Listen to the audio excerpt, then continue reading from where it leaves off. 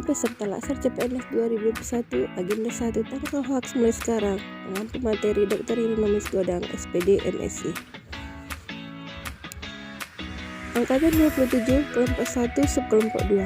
Tetik S. Siregar SPD, Saripudin SPD, Tetiana Manang SPD, Tesia Diana SPD SD, dan Pak Torang Barita Marbun SPD.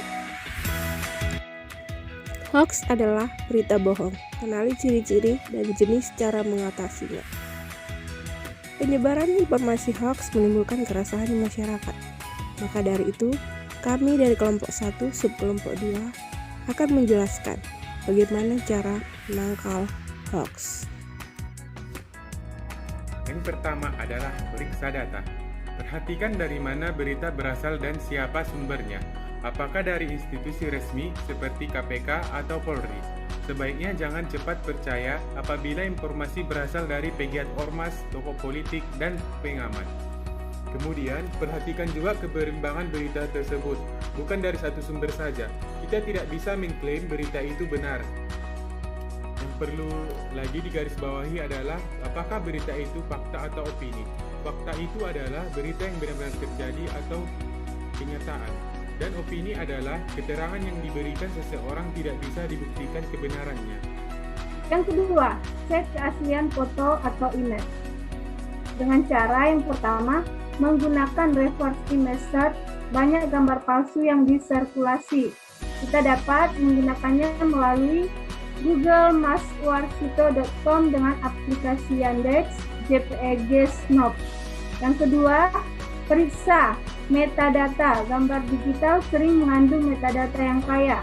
Ini dapat memberikan petunjuk tentang keasliannya. Kemudian yang ketiga, gunakan perangkat lunak edit foto. Aplikasi yang dapat kita gunakan yaitu yang pertama adalah Google Chrome juga bisa. Dengan cara nanti kita mengupload gambar, maka nanti di situ akan tampak gambar-gambar yang sama. Kemudian dengan aplikasi Yandex.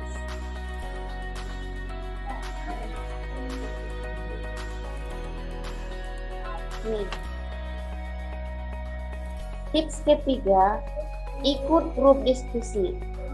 Selain menghindari diri dari berita hoaks, kita juga harus bertanya pada orang-orang di sekitar kita agar kita tidak ikut termakan isu hoaks dan tidak sekaligus melihat klarifikasi yang diberikan orang lain.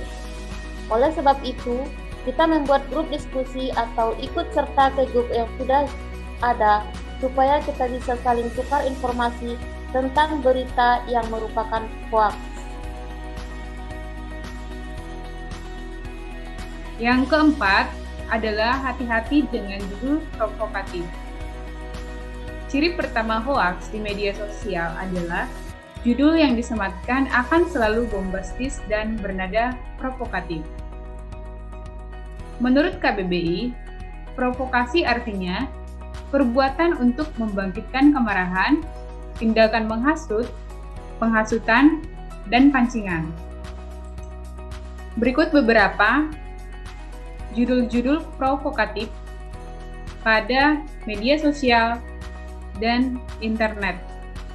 Seperti contoh, judulnya Presiden Jokowi jalani tes virus corona sore ini, tetapi dibuat hoaks dengan mengganti judul menjadi hasil pemeriksaan Presiden Jokowi positif virus corona.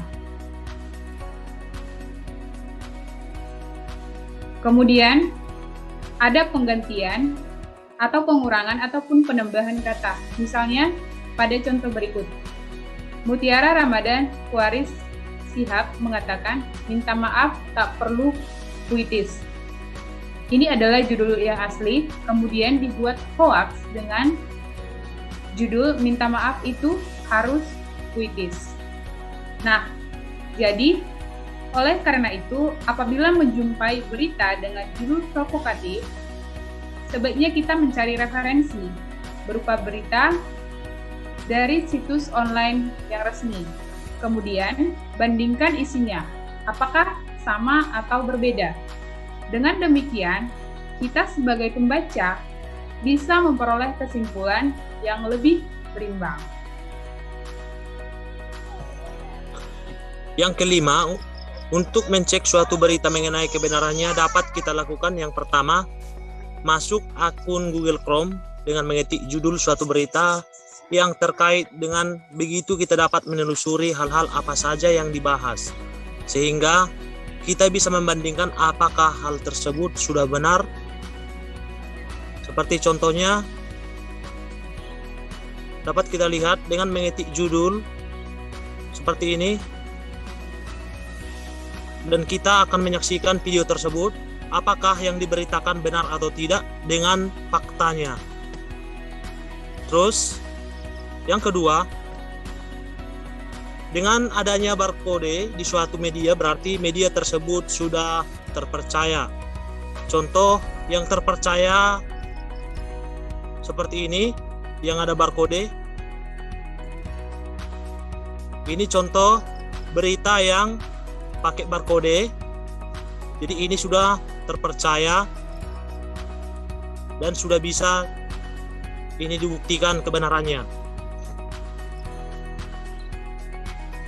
Terus cara yang ketiga, tidak mengklik tautan secara sembarangan.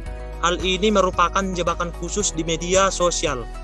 Sebab berita itu benar, maka juga dapat kita saksikan di stasiun televisi. Seharusnya ini berita seperti ini kita saksikan di televisi saja. Jangan mengklik tautan-tautan seperti yang ada di sosial media, khususnya Facebook. Karena sebagian tautan yang ada di link Facebook itu merupakan penipuan. Contohnya seperti ini. Kita dapat SMS yang berupa sebuah bantuan. Ternyata setelah kita klik, seluruh informasi dapat dibajak oleh yang si penipu tadi. Terus cara yang keempat, yaitu gunakan unsur 5W tambah 1H. Harus diperhatikan dalam suatu berita, dengan adanya unsur tersebut adalah berita fakta. Jadi yang perlu kita telusuri mengenai suatu berita harus menggunakan 5W tambah 1H. Seperti contoh, sebuah kebanjiran di Jakarta, dan ini merupakan sudah termasuk berita yang diakui. Termasuk ada kata live, berarti hari ini disiarkan, berarti di situ juga kejadiannya. Sekian hasil diskusi dari kami kelompok 1, angkatan 27, peserta Laksar tahun 2021. Jika dalam sebuah berita tidak ada faktanya, maka itu adalah sebuah hoaks. Untuk itu, marilah kita